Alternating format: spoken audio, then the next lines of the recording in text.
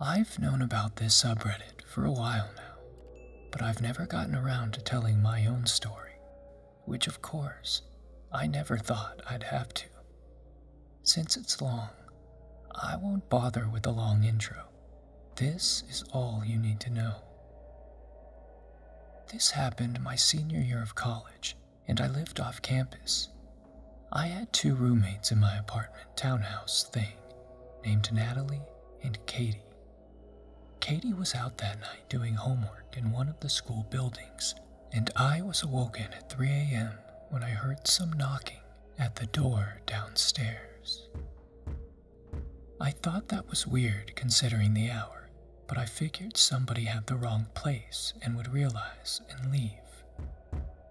The knocking didn't stop, and I lied in bed for a good several minutes thinking, yeah, they'll go away now. They'll go away. They'll get bored. As one might expect though, I started to grow confused and then kind of freaked out by this person's persistence. Then the knocking turned into banging and I couldn't ignore it anymore. Honestly, I probably should have called the police instantly, but it was the middle of the night and I was just confused, so I headed to the top of the stairs to see Natalie standing near the door, staring at it. Her room was on the bottom floor, so she had just walked up to it. We exchanged a baffled look, because what the heck, it's 3 a.m. This is weird. Natalie called out and asked them who they were and what they wanted. "We're friends of Katie's," said the voice on the other end, who sounded male and about our age. "We know her boyfriend. We, heard she was feeling down, so we came to surprise her." That was already a weird story because, again, 3 in the morning. But thankfully, Katie wasn't even home, so we both informed them of this. Katie's not here, she's off doing something else. Good. They're going to leave, right? They came here to see Katie, she's not here. They'll leave us alone and we can go back to sleep. "Just open the door." I know. If I hadn't called the police before, I definitely should have done it now. It was weird though. That night, I realized why people do stupid stuff in horror films. Not only had I been woken up out of nowhere, but it feels surreal to be in a situation like this, like there's no way you could actually be in danger. That only happens in horror movies, in true crime documentaries, and in questionable, creepy stories online. It would never happen to me. I'm just a random, ordinary, boring person going about my business. I don't need to call the police. I'm sure this will get cleared up and everything will be fine. So, yeah, Natalie and I did the stupid thing and tried to argue with them. We told them that again, Katie wasn't here. There was no need for them to stay. Eventually, Natalie asked what their names were. Throughout the encounter, we made out 2 distinct voices, but only gave us one name, and I texted Katie without telling him, asking if she was friends with someone with that name. After a couple of minutes, during which we were still arguing with the stranger, Katie replied, "I am, but I don't think she knows where I live." That wasn't good. But even worse, the person on the other side of the door had a male voice. So this was a real name, but not the real person. Whoever this was knew stuff about Katie, like who she hung out with. I told Katie to stay where she was and not to come back until we told her everything was okay. Finally, we told the guys that if they didn't leave, we were going to call the police. No. Don't call the police, okay? If we wanted to do something bad, we would have already done it, right? Yeah, that last bit wasn't helping their case. Just open the door. The attempts at reasoning with them basically devolved into them telling us, just open the door, over and over again, until we finally actually did call the police. We hid in Natalie's room and dialed 911 and explained what was going on. Thankfully, there was a police station close by, so it wouldn't take long for them to arrive. Unfortunately, I made the mistake of heading back into the living room and yelling through the door that we'd called the cops. But contrary to what you might think, that actually didn't seem to scare them at all. They seemed only mildly upset and kept arguing. To this day, I can only assume that they just didn't believe us or something. Then we heard a neighbor's home door swing open in a very pissed off man's voice. "If you don't leave right now, I'm calling the police." For whatever reason, that was what caused them to freak out, and they drove off. The police arrived, and we told them the whole story. Natalie revealed that a couple of times she had just barely peeked out of the blinds of the window close to the front door, and she noted that there were two guys, but only one of them was ever at the door at a given time. They would switch, with one at the door and the other sitting in the driver's seat of a car parked out front, presumably for getaway purposes. So, yeah, that's reassuring. They also hadn't looked drunk, according to Natalie, and they definitely hadn't sounded like they were drunk. There wasn't much the police could do besides sweep the area a bit, but they told us that if the strangers showed up again, to immediately call instead of engaging with them at all. One of the officers did give us some self-defense tactics and told us what kind of household items and chemicals would work best for self-defense. After making sure everything was okay and reassuring us, they left and we eventually called Katie and told her the weirdos were gone. She arrived and was, understandably, a bit shaken herself. We sat down and asked her who might have known where she lived. She did know people who had come to the apartment, so some people, certainly, but Natalie hadn't recognized the guys outside as any previous visitors.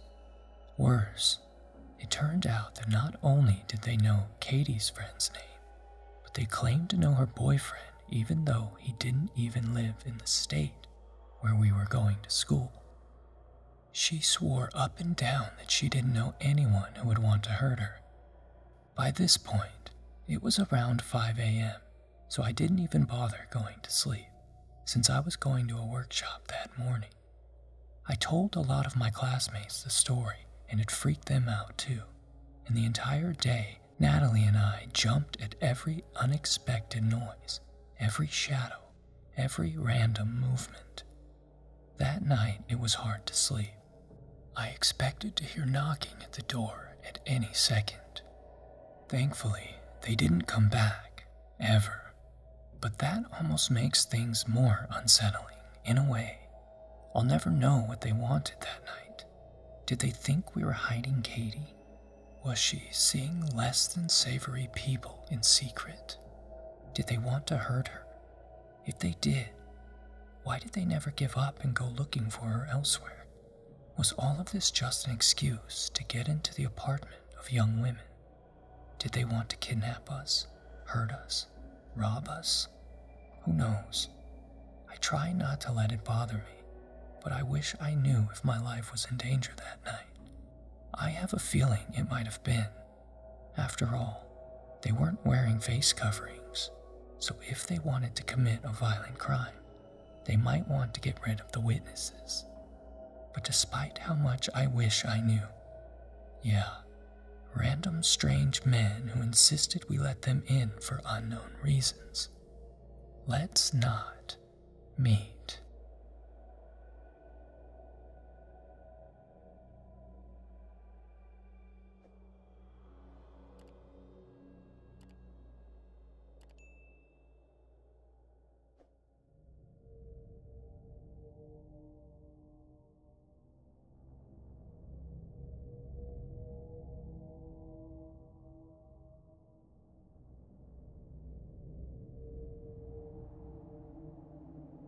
I was working at my first ever job in retail. I was around 20 years old. It was a busy morning, 9 a.m., somewhere mid-December, hence why it was so busy. I was working the checkouts as per usual, scanning items, ringing up customers, and all that jazz. About an hour into my shift, I was serving an elderly man who bought just a handful of items.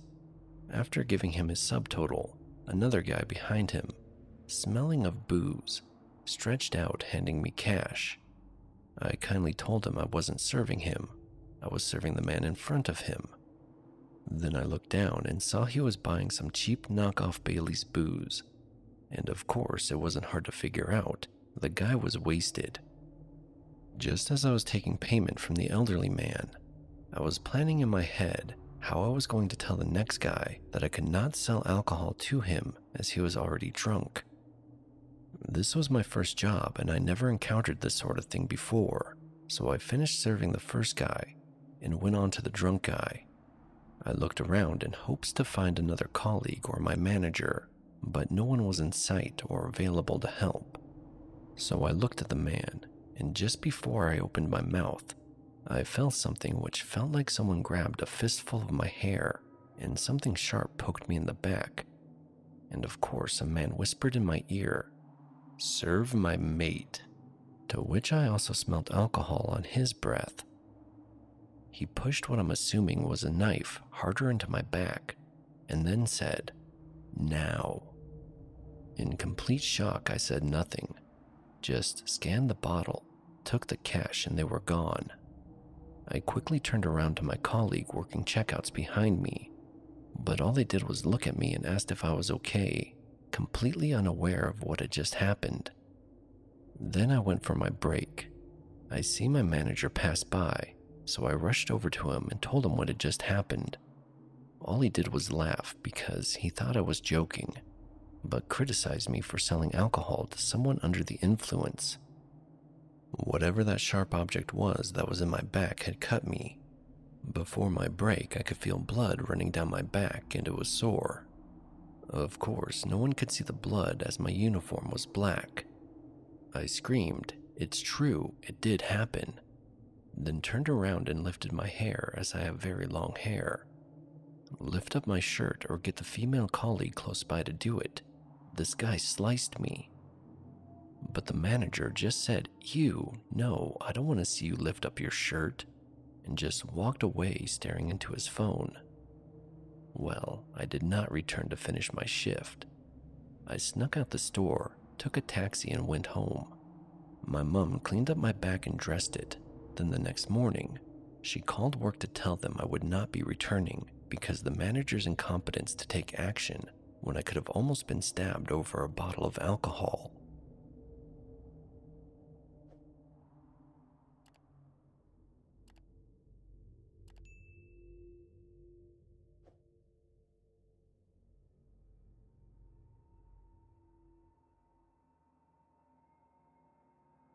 I was a 17-year-old college student in France when all of this happened. I was living in an apartment next to my college campus with two roommates. Let's call them Alex and Polly to preserve their anonymity. I was coming back from class around 5:30 p.m. when I saw a guy waiting in front of our building. It was the kind of old building where you could enter without ringing. It was a big residence, so I just passed him without really caring about why he was there. 15 minutes later, the same guy came up to my apartment.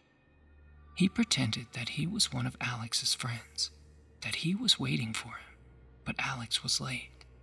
He also told me the exact place where Alex was doing an internship at the time, and even told me about his schedule for the day. With all the information he gave, I was confident that they knew each other, so I just let him in. For the record, Alex's father used to work for a big company at the time, so even by looking up on the internet, it was impossible to find anything about him. As a good host, I offered him something to drink and started talking with him while waiting for Alex. The conversation quickly turned darker, when he started to tell me about his suicidal past and the amount of guns he was keeping at his home.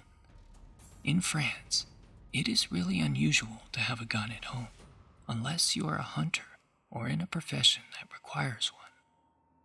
It was getting late, and as the conversation got darker, I started to feel uncomfortable with him, so I decided to send a text to Alex just to let him know that his friend was here and that I wasn't really comfortable with him.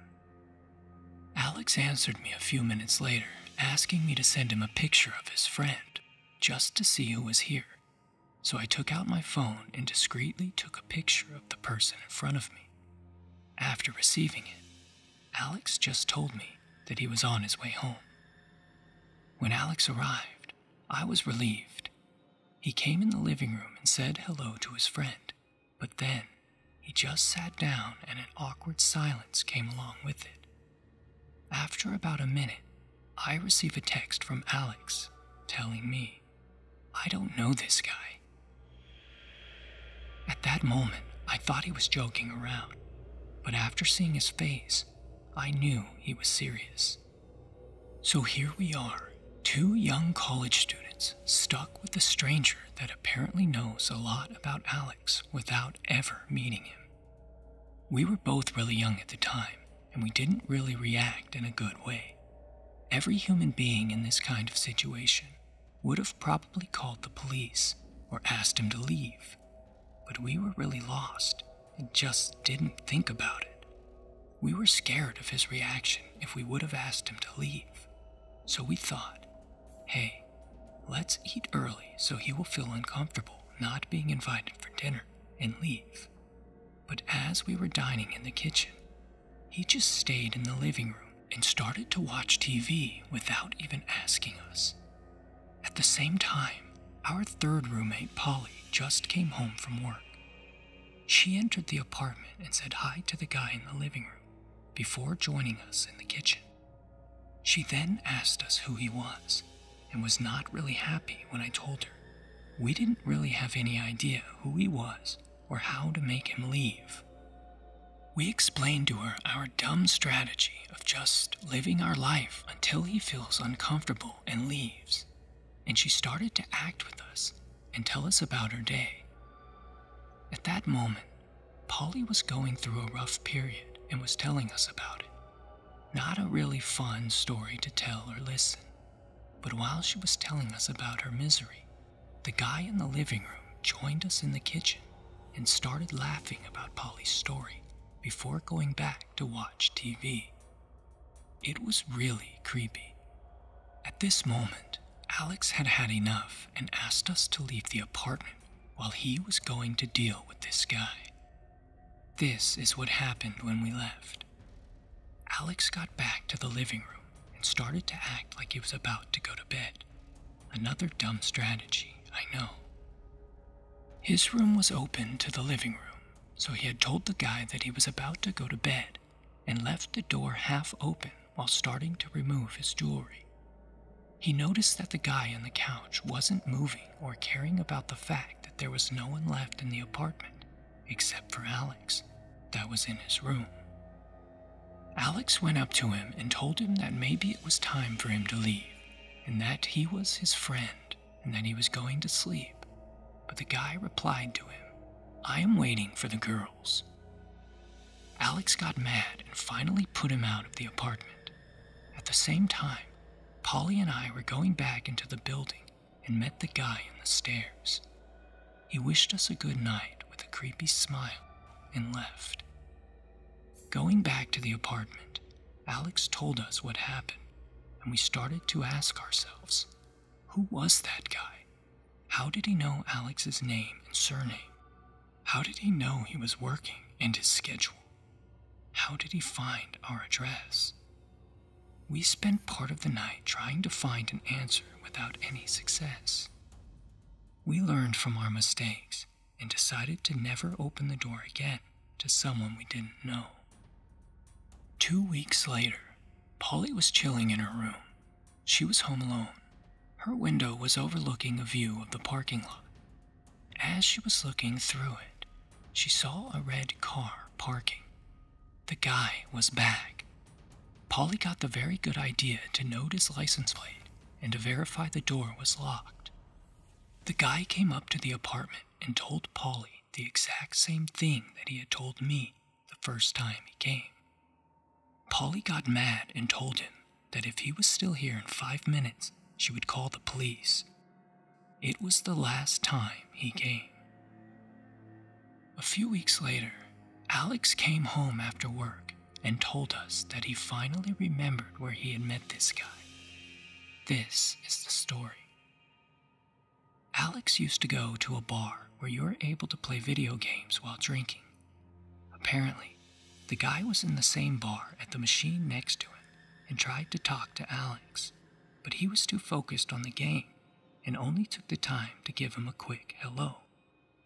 We think that the guy probably followed Alex around for a week or two after that day. We moved out of the apartment a few months after this story. Anyway, we would love to never meet this one again.